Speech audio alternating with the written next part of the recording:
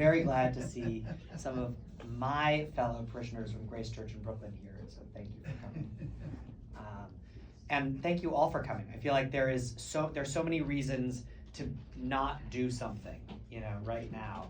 And the choice to be here is a bold one and a brave one, whether you're here and anxious about seeing a movie that might be too much about Christianity, or here and anxious to see a movie that might be too much about sexuality, or here and anxious to see a movie in the afternoon when you could have been, enjoying this beautiful weather. Whatever it is, I'm glad that you've made the choice to be here. It means a great deal to me.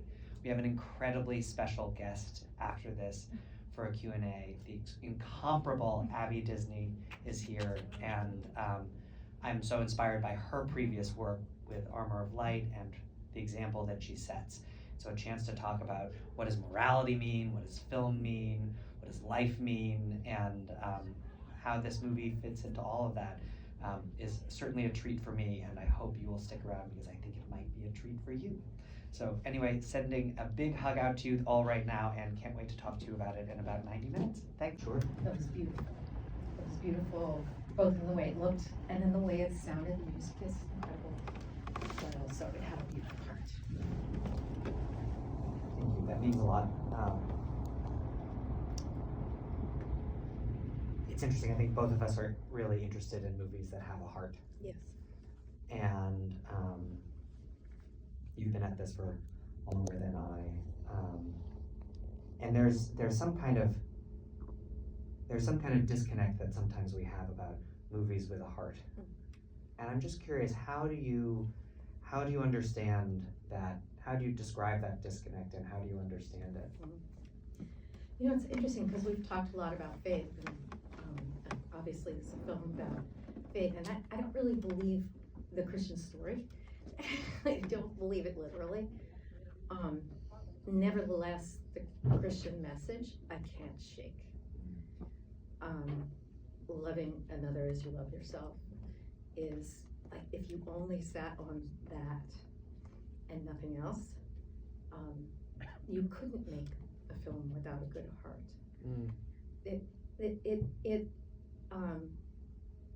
It causes you to weigh as deeply the feelings of the person that's not really your favorite person with your own.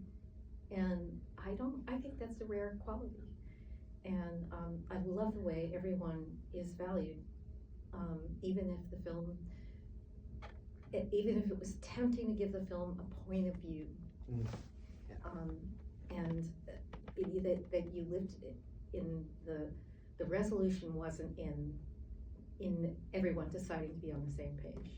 The resolution was in everybody committing to continue the process, and that's a remarkably generous place to land.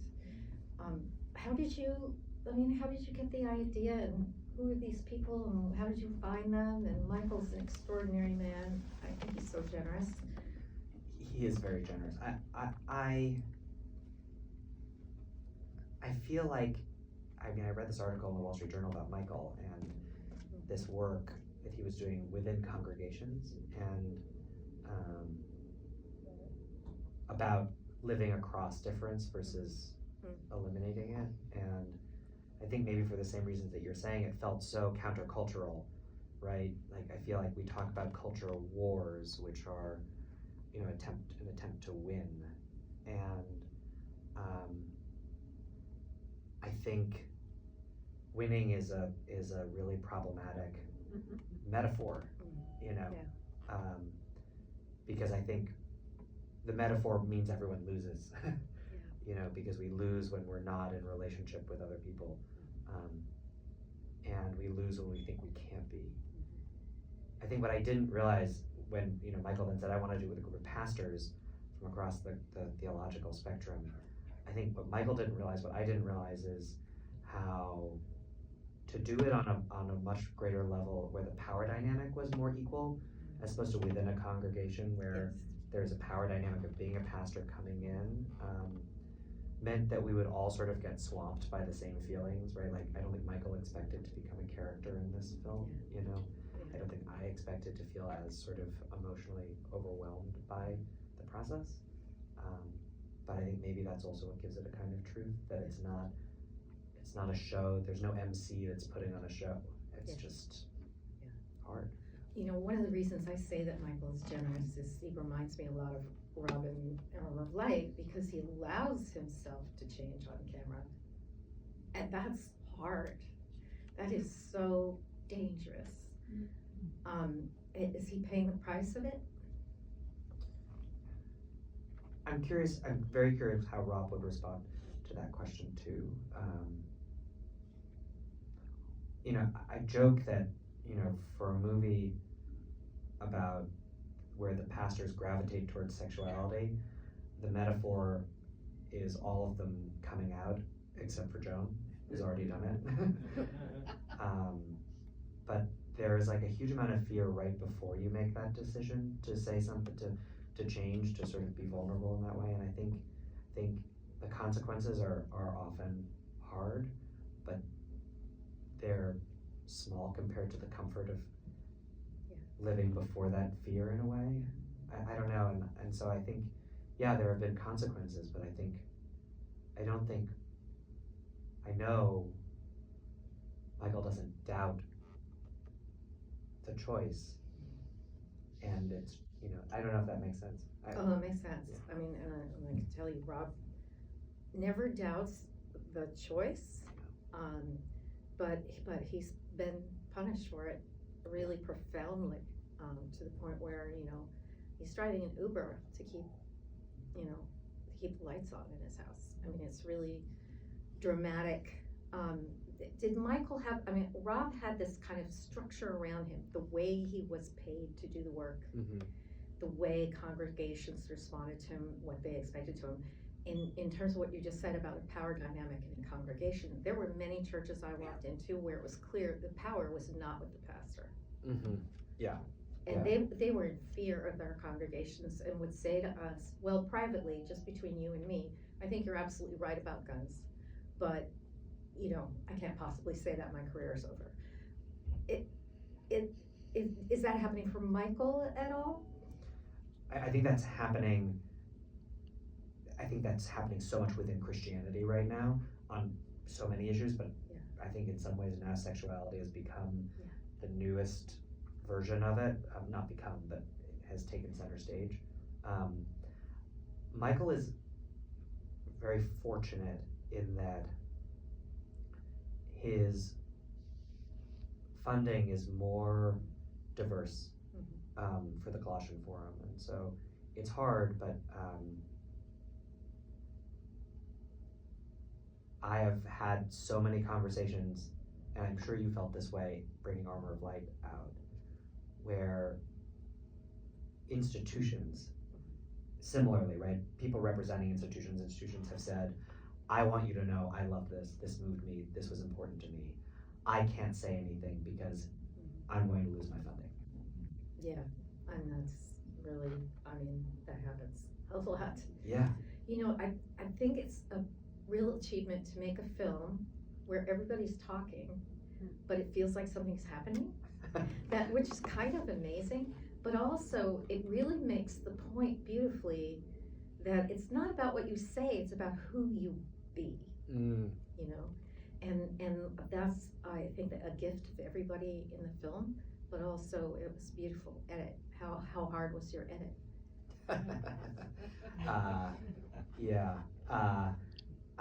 Tamara Maloney was my primary editor, and just an amazing human, and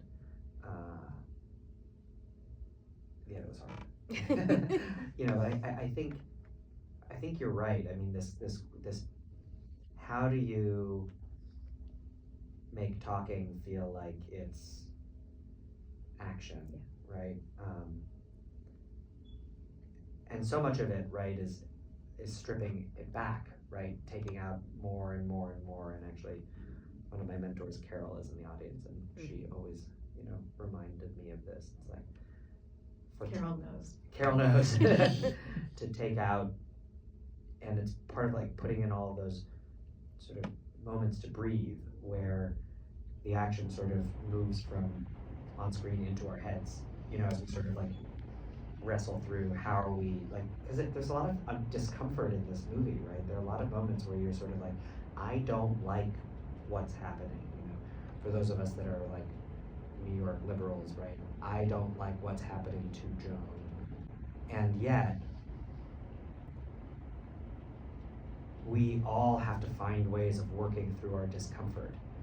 And Joan being generous enough to work through that discomfort and be present for that discomfort on camera isn't an obligation that we have, but is a gift that we can give. And I think right now we're all so angry, right, and so frustrated and sad that the notion of feeling like I have to give any more feels almost unbearable at times. You know, it's like, I can't be nice to these people, whoever these people are, you know.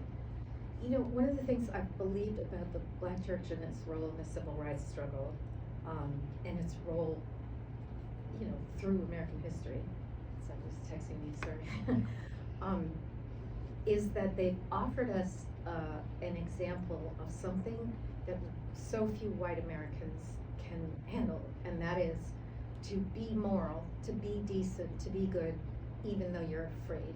Mm-hmm. Moral leadership in fear is the profound asset that America has seen grow in its midst, that we've never really looked to the Black church and said, my God, we are so profoundly lucky that you have shown us this thing. Yeah. And I don't know why I said that. No, I mean, I think it's a beautiful statement, and I think it is, two things strike me. One is, in fear, we often say we need to play the same game as the other guy, right? Because that's how we'll win. But if you give up moral leadership, it becomes harder and harder to distinguish who's who, right? If you say, oh, well, I'm going to excommunicate, to use a loaded term, this set of people for whatever reason, you know, it becomes harder and harder to say, well, but this one's okay and this one isn't. I think it's also interesting because, you know, in my conversations with people in the Black church, particularly around sexuality, there is this complicated feeling that white progressives will take the Black church to chastise the Black church for not having progressive views on sexuality without recognizing the moral leadership that they have offered for so long in this country. And it is that difficulty of holding multiple things about someone, about an institution, about a person in our head that is, you know, hard for us right now. We want to know, are you with us or are you not, you know? And I think, you know, you see all 12 of these pastors find ways of saying, I don't know, I think about like the Jewish theologian Buber, right, and is talking about this I-thou relationship of like, in that moment, you're not totting up the list of things you agree with, you're just experiencing that other being, other person, and saying, that's our job, right? You know, conservatives often get angry at the end that Artie doesn't reiterate that his views on sexuality haven't changed when he embraces Joan. And I asked Artie about it, and Artie was like, that's not what it means to love someone. Doesn't mean, to love someone isn't to say, I only love, you know, this part of you or up to this point. It's just to say I love you, not despite or nonetheless. And it's also interesting, I think people miss the fact that Joan offers the same thing back to him, saying, I don't want a church without Artie. She doesn't say, I don't want a church without Artie, even though she just says, I don't want a church without Artie because I love this person. And I think it's hard. I think it's really, really hard, and I don't think we get it right all the time, and I don't think we can be expected to get it right all the time. You know, I love that you found levity in there, because that was going to be hard, but I do believe that one of the bits of magic in bringing people together around difficult things is to just give them an opportunity to laugh at the same thing together. It's remarkable. It's like glue. Yeah. It's just as powerful as tears. Yeah. Was it hard to find the levity? I think Michael, that was a lesson that Michael learned over the course of this. I think it was not his first instinct. You know, he's such a head person, such a brilliant thinker. And, you know, those moments of levity were such a relief that I think it started to become apparent, you know, like when Chase is sort of talking about working in a multi-ethnic church and having to teach all these people how to respond, what to say, you know, how to be part of, you know, and, or, you know, the scavenger hunt at the end, you know, it's like, these were things that I think we can so often overlook because we're so stuck in the, you know, how to talk about We mistake them for trivial. when Yeah, they're not. exactly, Yeah. exactly. Yeah. Yeah. Do you wanna see if anybody has questions? Sure. Does anybody have questions or comments? I just had a question. You talked about the editing process, and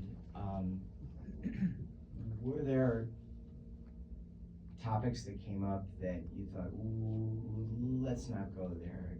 You know, for instance, I was thinking about all the rules that we all seem to share in many, I mean, most religions, Catholic, you know, there are things you just need, you know, but it seems like to me that they're all based on something that was set 2,000 years ago for survival, where life was hard. You had to have as many children as you could to, you know, work the farm, or you couldn't steal your neighbor's wife, there'd be chaos, everybody. And, you know, when you look about gun control, you need a gun just in case the other tribe is gonna get you, or all these things, but I wonder if they talked about where all of this comes from, where they questioned it, or was it something that they just didn't want to do? It's funny, the topic that they didn't want to talk about was sexuality. Like, that was squarely the thing that they were like, let's not go here because this is the thing that's breaking all the denominations. Everything else was easier. You know, I'll just say that, you know, theologically, this is, for evangelicals, this is really a crisis, because they are, you know, there's no definition of an evangelical. I mean, it's not like the Catholic Church that has very clear lines about who's in and who's out. And so the big paper, Christian Post, I think, or Christianity Today? Or? Yeah, Christianity Today had to do a survey of evangelical leaders across the country to narrow down the definition of an evangelical, because there was just simply no definition. But right at the top of the list is the Bible is true literally. That is a really important aspect of evangelical theology. So that is in its, Bible is very clear about it. And so yeah, it was written more than 2,000 years ago. And that, unfortunately, you know, is just a feature. Most of the religious people we know, you know, they've kind of gotten over oh, it's just a metaphor, or that was so long ago. That's just not the way it works in their theology. I also think the more I've leaned into learning from these pastors, so much of the New Testament is about the evolution of the new church, right? The book of Acts, and trying to understand how to make sense of these things in new contexts, right? You know, lots of conversations about circumcision, right? If you have a foreskin, can you be Christian? Like, lots of conversations trying to understand exactly these things. And so while they take it literally, part of taking it literally is trying to understand it in the context of today, and they wouldn't call it interpretation because that would be problematic, but it is what it is. And so there is this, I think about it, the analogy for me is like being a strict constitutionalist versus being, you know, an interpretive scholar. And there are reasons for, right? If you're too willy-nilly about saying, oh, well, it doesn't really mean anything, then what's binding you? Yeah. What is holding you together, right?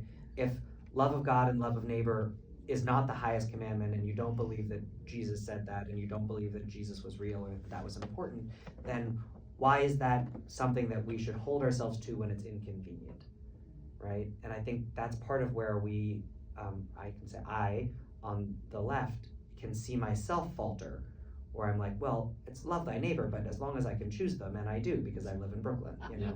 And so like that, but that's not really, but I don't hold myself to a high enough standard, in part because I don't say, okay, well, if something's been true for 2,000 years, maybe there's something that's worth holding on to in there, right? How do you think about it that way, right? Like there's like a wonderful G.K. Chesterton parable about a fence, right? Like that the smart man sees a fence in the middle of the woods and says, there's no reason for it, take it down. And the wise man sees a fence in the middle of the woods and says, until we know the reason for it, we won't take it down, right?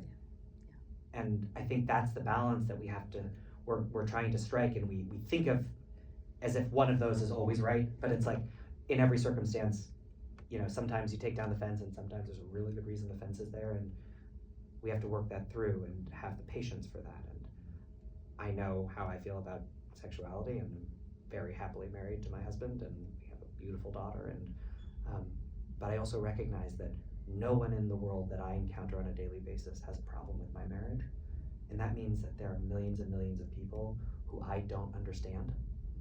And I can't will them out of existence or think them out of existence. I have to honestly sit and say, help me be with you so that we can be together, and maybe in that space, something else will emerge. You know, it's inherent in a fundamentalist or a literal reading of the Bible.